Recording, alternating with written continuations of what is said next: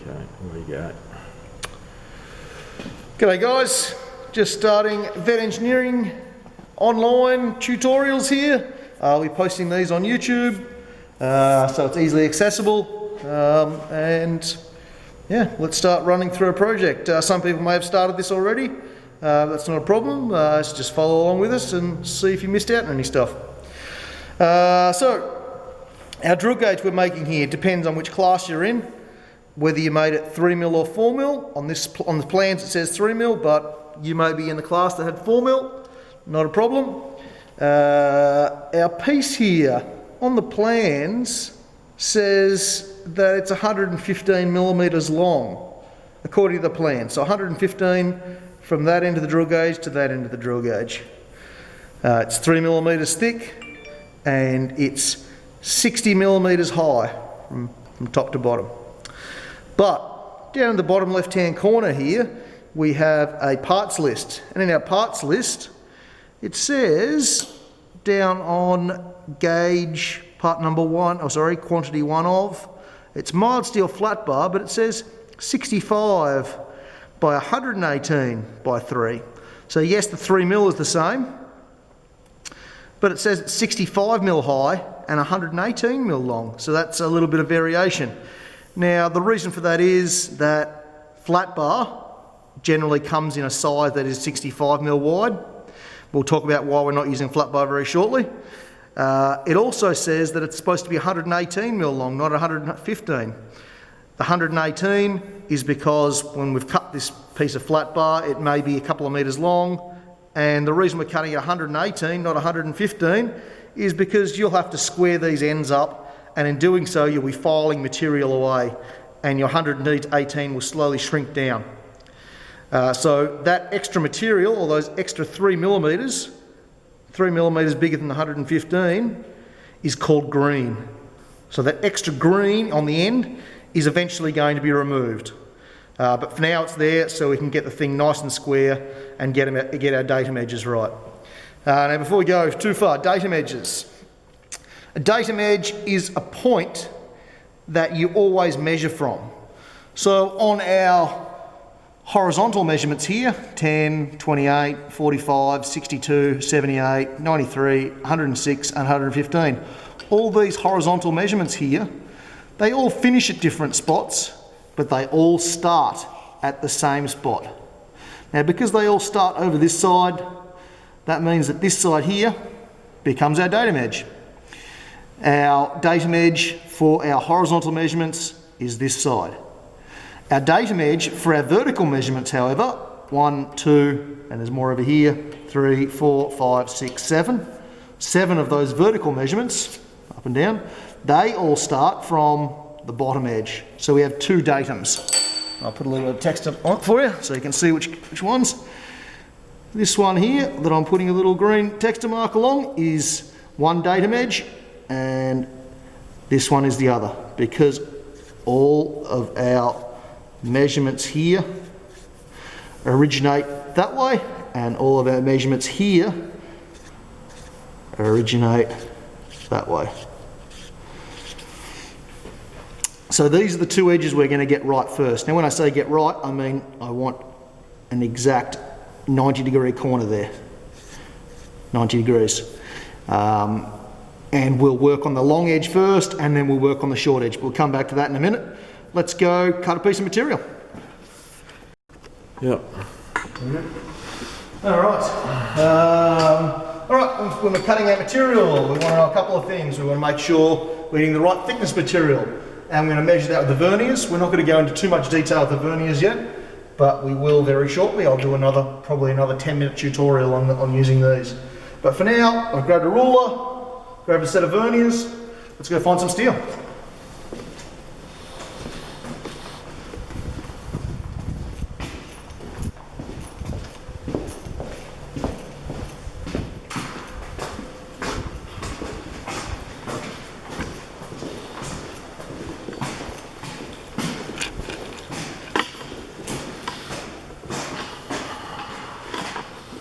Now, I was talking about flat bar before, and I said flat bar comes in a standard size that is 65mm wide.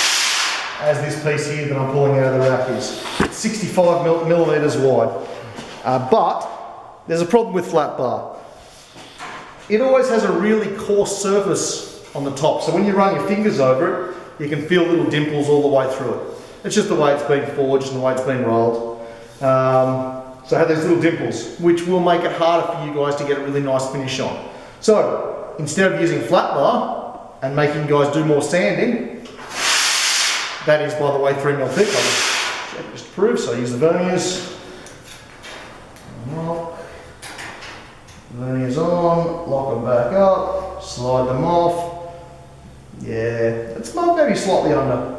It's close enough to 3mm. It's 2.94. Anyway, instead of using that, we can use this. Now this isn't a flat bar, this has been a giant sheet that I've cut up on the guillotine, and we'll go demonstrate cutting stuff on the guillotine in just a minute. But this is already pre-cut, and it is 3mm, or again, maybe slightly under, it's 2.92, which is going to be close enough for you guys to 3. It's 0.08 of a millimetre small. I'm not going to be picky about that in that respect. I will show you later which measurements I will be picky about, but the thickness is not one of them. So our piece here we've cut is also 65mm. Now if you're in the 3mm class, you should see 3mm up against the wall over here, or leaning against the wall here normally. If you're in the other class where you've got 4mm thick material, then there'll be another pile of it over against this wall here. People will make mistakes. There's always generally more stuff here because people will have to start again if they do make a mistake. Let's go over and guillotine some 3mm stuff and we'll bring a piece back.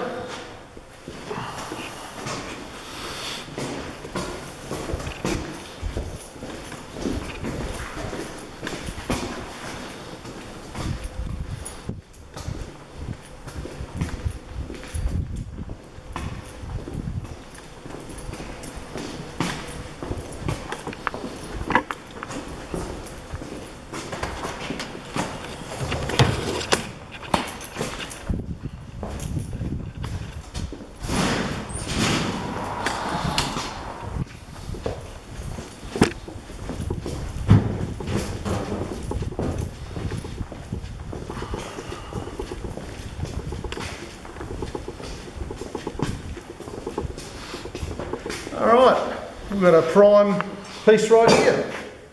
Piece of flat bar. It reads as if it's 2.96, very close to 3mm. But there's a problem with this. It doesn't have any rust on it, which is my first issue. And it's really shiny, second issue. If I had a magnet here, which I don't, I could put a magnet on that and it would just fall straight off. This is stainless steel. It has a really small amount of iron in it. Because of that, not magnetic. Iron's the part that's magnetic. But it's also harder to sand. Stainless steel is a lot harder. I don't want to make more work for you. I'm not going to make you use stainless steel. We're looking for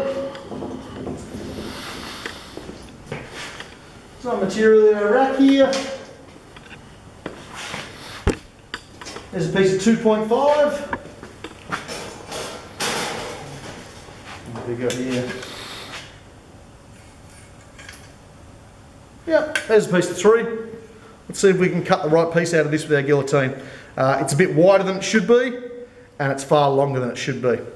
So with our guillotine,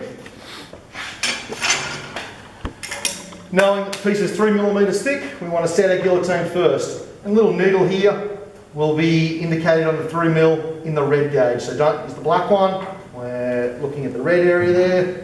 So the arrow is right over the top of the 3 now. I'll start with the start.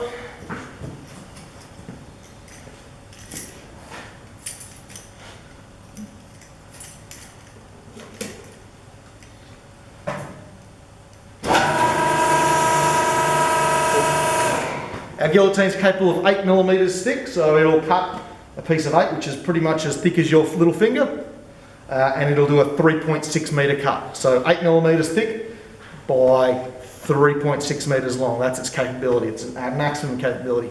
But it will cut down to point, what have I cut the thinnest? It'll cut 0.3 quite well. Once you get too small, like if you pictured a piece of aluminium foil, then it tends to really fold aluminium foil and it leaves a bad edge on it. So it does have its limitations, small size, but for big it'll go up to 8, and safe and a nice edge it'll do down to a 0.3. Alright, let's go. Now at the moment this piece is 85mm wide. I want it 65mm wide. So I'm going to trim 20mm off the edge.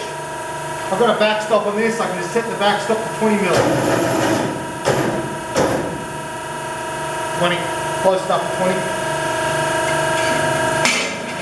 Now the problem with this thing is it's a bit small. Normally I wouldn't be cutting little offcuts like this, you cut a big sheet, but I don't want to have to lift a big sheet by myself, so I'm doing some little demos. With this little one, I can just push it in. I can't push it in with my fingers. It's still not safe to have your fingers under this red guard. That's why it's there, to keep your fingers out. So, I push it in with verniers. I can feel it hit the backstop, and when I cut it now, 3mm, cutting.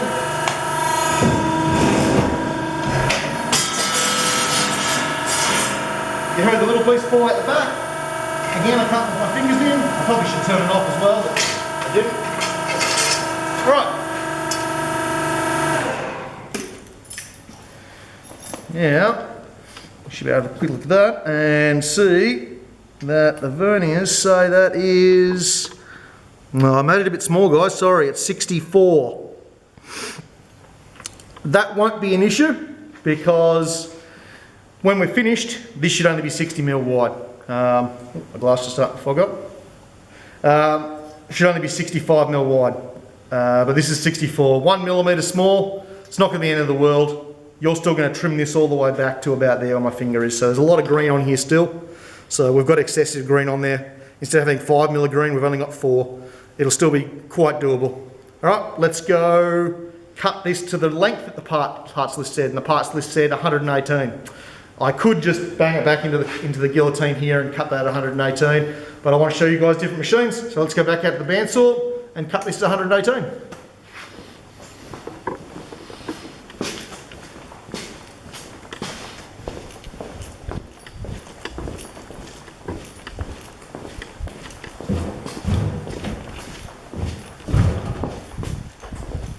Oh, now just quickly while I got a machine here, this is a meat saw. It's still a bandsaw, but you can see the blade on there, and it's in a vertical position. So this is a vertical bandsaw.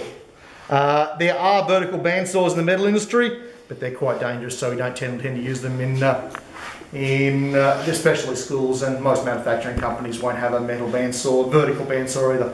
But horizontal bandsaws, on the other hand, very easy to clamp, very easy to use. Let's go use ours.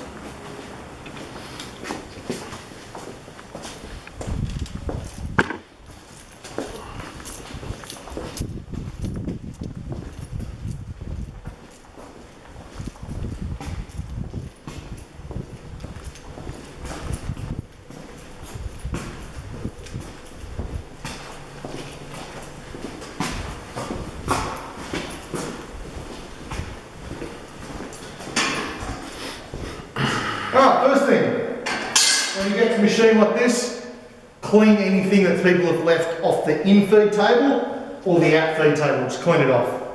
Somebody's left a piece here, just chuck that back over there, or in the appropriate rack size. Now, here's our piece.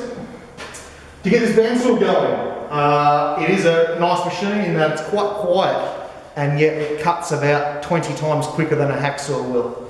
So to raise it up and load our piece of steel, we push the head up like that. Now some of you guys might notice that it's dropping down a tiny bit. You can see it dropping down now. As I slow that down, a little speed controller up here, if I go all the way back to 0, it's not going anywhere. So at that point there, There's other bits of rubbish, I can chuck that sort of stuff out.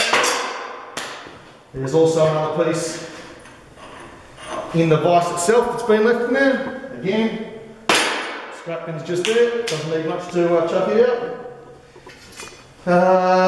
Now I had a look at my piece here and I noticed it's got a little deformation in one corner where I don't know it's been stood on or something's happened. I'm not going to cut that end. I'm going to go to the other end and I'm going to use the other end. So when I put this in, I'll do it twice. Not at once, that's alright. I'll do the demo and only half cut it. So at the moment, I've set it up there, I've clamped it, it's probably not the right measurement. To check it, I get my ruler, I put my ruler up against the blade, and then I can see that down along here we have 128 or 129. I want to make that more accurate. Let's make it our 118. Undo the vise a little bit. And sorry, I've got to get my head in the road, but there we go. I've set it at, clamp it up, and I've set it at 118. Now again, not super crucial because we're allowing for green. If you make it 119 or 117 and a half, you're not going to have any problems because we've already allowed for a little bit of green, a little bit of extra. But I've set this up incorrectly. A couple other things we're going to talk about before I start it up and explain what else is incorrect. We've got a gauge up the top here. On our gauge, our needle should be in the green range, just showing it has correct pressure on the bandsaw blade. If there's not enough pressure on the bandsaw blade, it wobbles around and it'll give you just not a very straight cut. If it's too tight, then you're doing damage to the blade itself and it can snap. So you want to keep it out of the red gauge, but you also don't want to have it out in the yellow gauge. But we'll wear out a lot quicker in the yellow gauge, in the yellow range, sorry. I've clamped it up in the vise here. I've got it at 0 on the speed here at the moment. I want to cut at 3.5, so if I lift that back up, I'll show you how fast 3.5 is. I don't know if you can see that, but it is going down. So it is going down slowly. That's at 3.5 speed. Now when you're cutting, no faster than 3.5. But if I don't want to wait here for 5 minutes for that to get down, by all means, speed it up. When it gets close, then slow it down. Super close now, it's not touching. Do not start the machine while the bandsaw is touching the steel. So I can look through there and there's clearly a gap. It's only a 3mm gap, but it's still a gap. So I've got a gap, that's fine, I can start it up. I'm now looking for coolant, and you can see the coolant squirting out over here. The coolant's a mixture of soluble oil and water.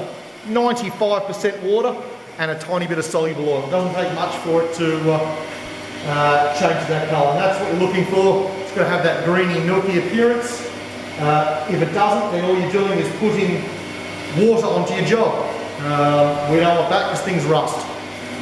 Alright, let's increase our speed and start doing a cut. You can listen to how noisy it is. Back down to 3.5.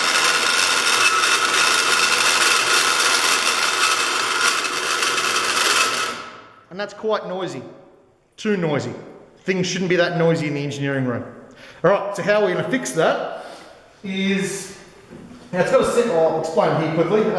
So with my ruler here, if I hold the ruler up like this, then I can get the ruler to bend really easily when I flick my finger past it. If I put the ruler down flat and then try and flick it, it won't vibrate like it was. So all that noise was just vibration, and vibration caused to it not being clamped in correctly. So let's leave that tiny little cut. Wind our vise out. Lower our bandsaw head, and you can go faster than 3.5 because we're not cutting. Slow down when it gets close. And I'm going to check my 118 again.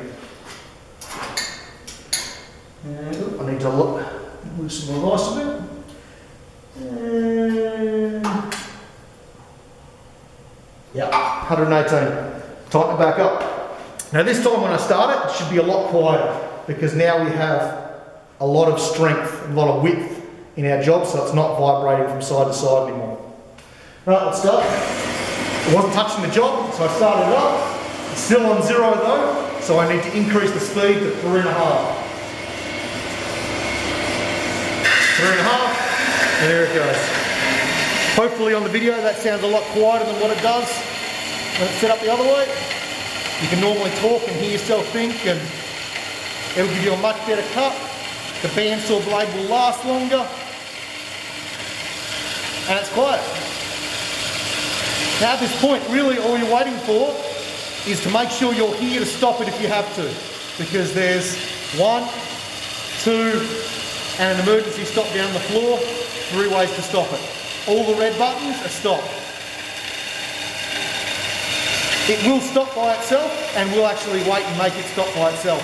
So when it drops down far enough, after it's finished cutting, there you go, and just fell through and it stopped itself. Alright, so there's a piece with a little bit of coolant on it, and it's about 117.5. I made it a touch short.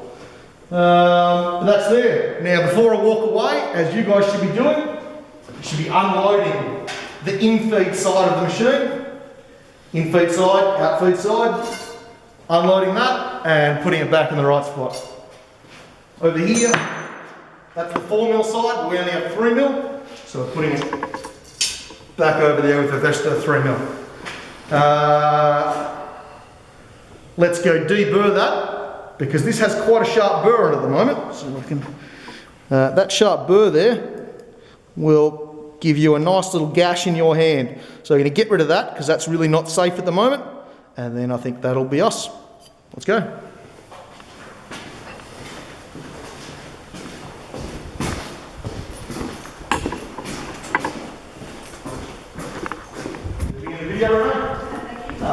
Alright. 2 minutes.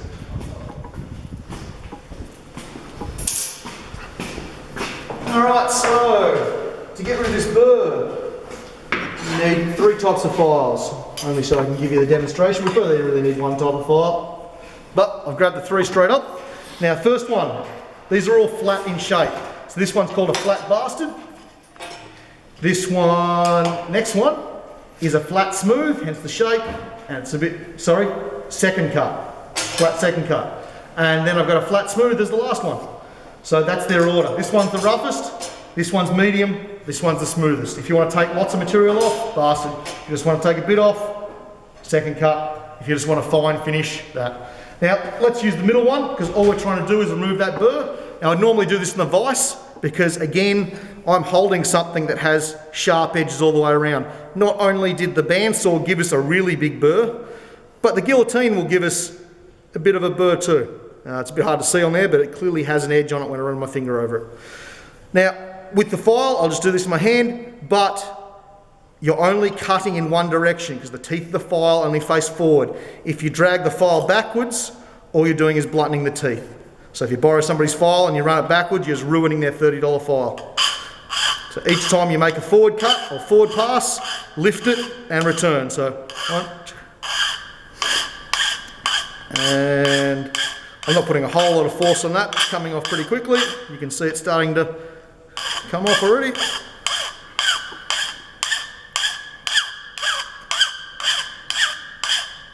I could grab a bastard and this would happen a lot quicker. But it wouldn't give me as smooth a finish. Now, just quickly, when I run my finger down that now, it feels nice and smooth. There's no chance of anybody cutting themselves on that edge. I'll do that to all 4 edges, and next class we'll go on to the next step. Thanks guys, see you soon.